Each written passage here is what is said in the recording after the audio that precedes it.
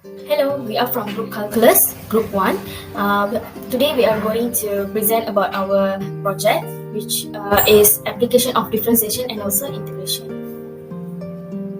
Now for the group members, my name is Timuli and my other members are Farah Shakira, Putri Akila, Nur Afiza and also Juliana. You will know them as they will also present after me. Okay, for this project, we have two questions, which is problem 1 and also problem 2. I will start from explaining the problem 1.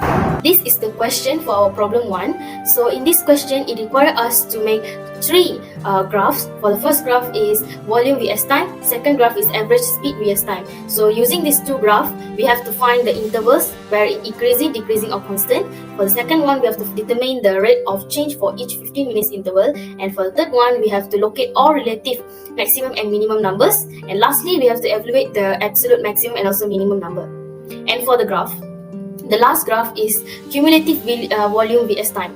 So from this graph, we have to calculate the rate of change for each 15 minutes interval and also investigate the average rate of change of the graph. This is the first graph, which is graph volume vs time. Okay, now let's go to the answers for every question that had been asked based on the graph. So for the first question, which is to find the interval increasing, decreasing or constant, we can know the equation is fx equals to negative 0.002 x power of 3 plus 0.0295 x power of 2 negative 0.1956 x plus 293.29. So this we get the equation based on the graph. So from this equation, we can know the first derivative and also second derivative. So in order to answering this question, we had used the first derivative and equal it to 0 so that we can get the critical number. So the critical number that we get is x equals to 94.90 and also x equals to 3.44. So you can see at the table, we had used this critical number as the point and make it to an interval. So the intervals that we get is negative infinity till 3.44 and also 3.44 till 94 and 90 and also 94.90 till positive infinity. So from this interval, we can assume a test value and get the signs so that we can know the shapes. So from these shapes, we can know and conclude that the function is increasing, decreasing or constant using that intervals. So from what we have done, we can conclude that the function is increasing in the interval of negative infinity till 3.44 and also increasing in the interval 3.44 till 94.90 because both of them give a concave shape. So for the interval 94.90 till positive infinity, we know it is decreasing and it gave us a convex shape. Okay, now for the second question, which is to find the rate of change for each 15 minutes interval. So as you can see in the table 2.4, it gave x value and also y value, right? So for the x value is the time and also the y value is the volume.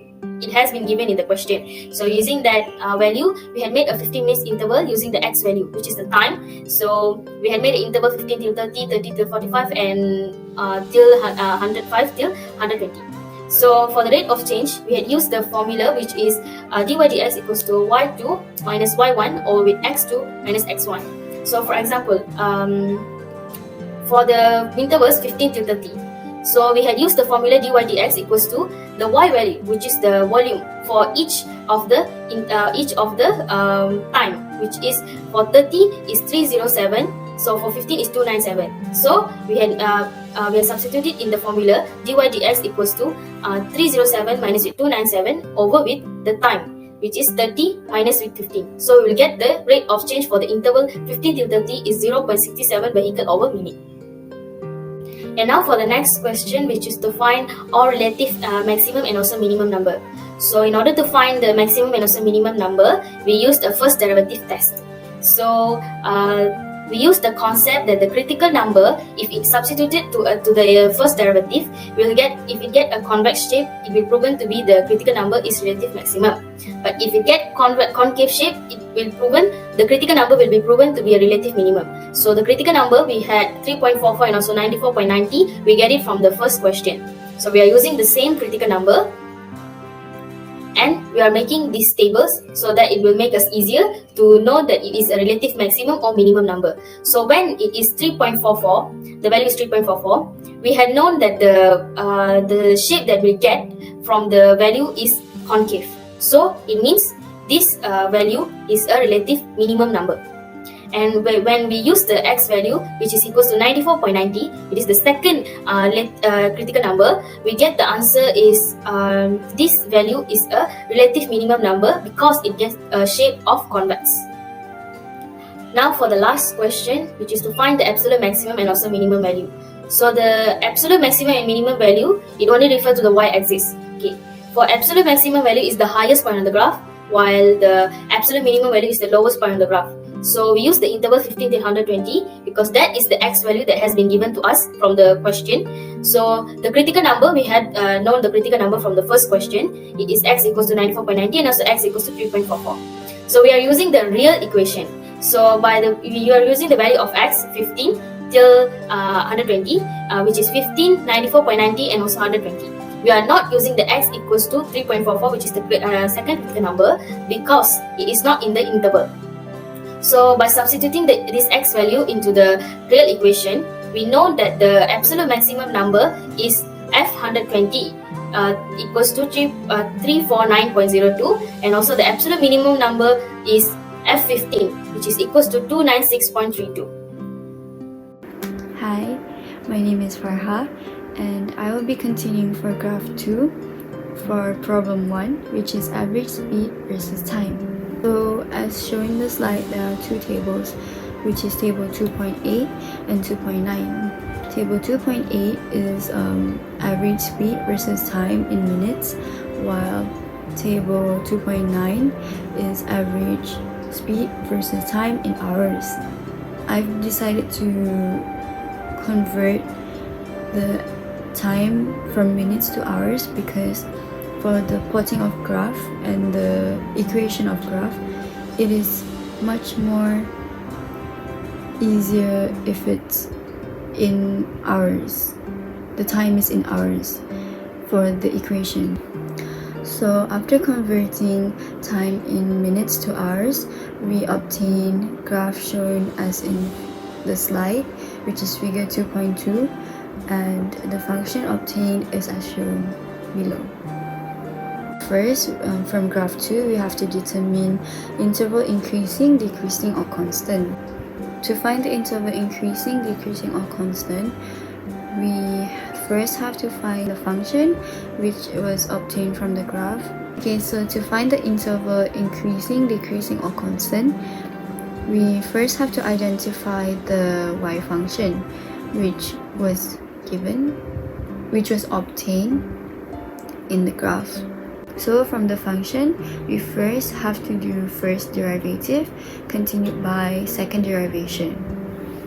So after differentiation, we make f prime x equals to 0 in order to obtain the x values or x intervals.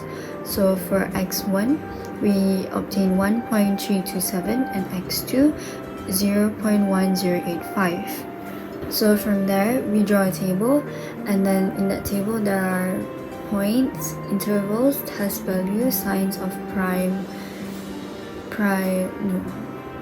sign of f2x, and then the shape obtained from the sign.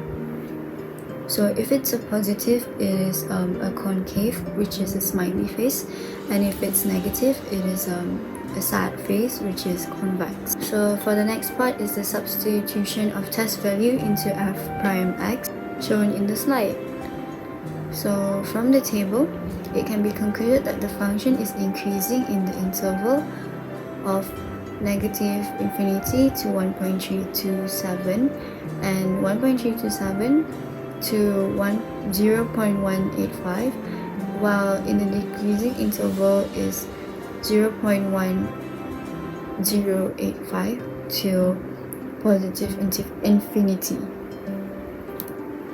So from graph 2, determine rate of change for each 15 minutes interval.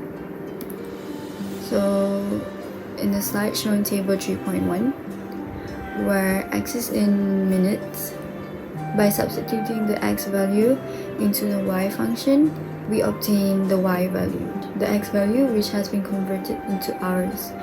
is substituted into the y function in order to get the y values. And from there, obtain the rate of change using the formula y2 minus y1 over x2 minus x1. So from graph 2, the third one, determine all relative maximum and minimum point.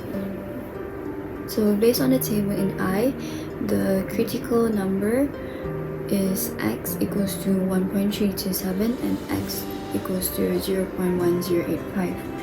So from the critical number, we then substitute it into f second derivative equation to determine the relative maximum or minimum, also the shape of the function.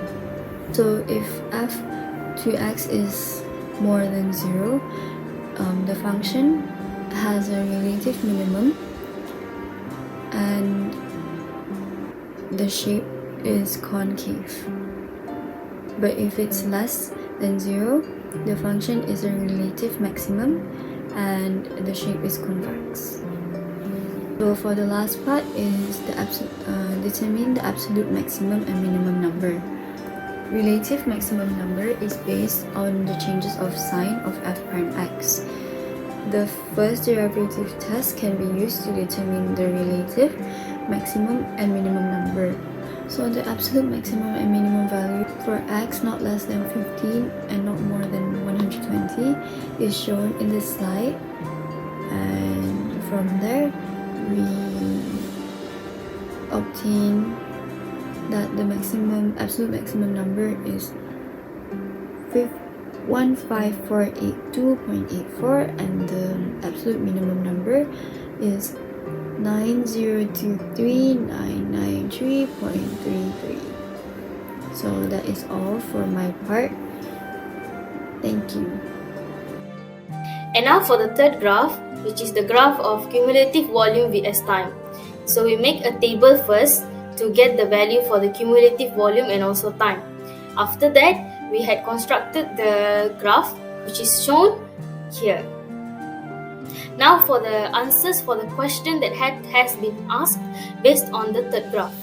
So the first question is to find the rate of change for each 15 minutes intervals. So from what we explained from the first graph and also second graph, we have the same question like this, which is the rate of change for each 15 minutes interval. So the method is just same as like that. So we had make the 15 minutes intervals. We can make a table first, and then we find the rate of change by using the formula of dy dx equals to y2 minus y1 over x2 minus x1. And for the last question from this graph, the third graph, is to find the average rate of change of the graph. So we are using the formula average rate of change equals to change in output over input. So change in output is the cumulative volume, which is the y value, and the input is change in time. This is the x value. So from that, we are using the same way from the first question, which is using the rate of change formula. It is same but a bit different, because we are using for the y2 minus y1 over x2 minus y1 x1, we are substituting the value is using the last value of x and y from the intervals, the last value of x and y to the first value of x and y. So it is like, okay, we get the y value, the last value is 2559. So we will minus it with the first value of y, which is 297. Okay. And for the x value, we are using the last value, which is 120, and minus the first value 15, and we get the average rate of graph is 21.54. So hence, we know the average rate of this graph is 21.54 vehicle over minute. Okay, now I will talk about our second problem. Our second problem is we need to plot the graph of flexural strength vs deflection, calculate area under the graph to find energy of concrete by using two methods, and lastly, we need to justify and compare the value for both methods. The slide now shows How we plotting graph of flexural strength versus deflection? Method 1. Based on the question, the energy of the concrete can be defined by calculating it using a method or the area under the graph, which is known as trapezoidal rule, to find the approximate value of defined integral. The figure shows they are at portion level with x1, x2, x3, x4, x5, x6, x7 and x8 to be calculated by using the trapezoidal rule method, as the manual calculation and will be summed together to get the whole area under the graph. This technique is a much more accurate way to the area beneath a curve. We calculate area under the graph using two formulas, which is area of triangle half BH, area of trapezium half A plus B multiplied by H. The final answer of the area under the graph using the method 1 is 3.89 multiplied 10 power of negative 3. Thank you. We are proceed to the next method. Next, for the second method we use is integration approximation function. The meaning of integration approximation function is the best way to find error from a curve to the axis. It is because we get formula for an exact answer, but when integration is hard or impossible, we can instead add uploads of slides to get an approximate answer. From the report, by adding a straight line of polynomial and linear with order 3, an equation obtained in graph is function fx is equal to negative 5 times 10 the power of negative 6 x cubed plus 0.0167 x squared minus 10.979 x plus 1724.8, and the function of gx is equal to 4.1427x minus 1054.4. After we integrate the equation, the first error we get is 965.93 mm square. Then after we integrate for the second equation, we get the second error is 2066.4 mm square. So the total area 1 plus total area 2 is 3.04 meter square. Conclusion for problem 2. Our group's total area was 3.89 meter using the method of trapezoidal rule, while 3.04 meter was obtained using the polynomial trend line. As we can see, there is only a 3.036 meter difference between the two total area figures under the graph. As a result, both approaches total areas are precise. So for conclusion to our project, both the differentiation and integration applications employed in this research are ones that we can comprehend. Equally, we are able to talk about how to analyze the challenges as well as solve any issues that arise throughout the process. The application of differentiation and the application of integration are used to solve problem 1 and 2 respectively. Based on information gathered at site A, which is located in front of College Kemahiran Tinggi Mara, regarding graph of volume versus time, average speed against time, and cumulative volume against time are all presented for the first issue. The rate of change for periods of 15 minutes can be determined from the graph. Consequently, the cumulative volume against time graph average rate of change is 21.54 Regarding the second problem, method 2 is far more accurate at validating the value for concrete energy than method 1 based on data from experimental testing of normal concrete under flexural strength versus deflection. From our discussion, we conclude that method 2 was preferable to method 1 since method 2 included a trend line of a polynomial to obtain an approximate function before integrating the function to obtain the area under the graph. Additionally, technique 2 is considerably more appropriate for solving problem 2, where we must determine the value of concrete energy.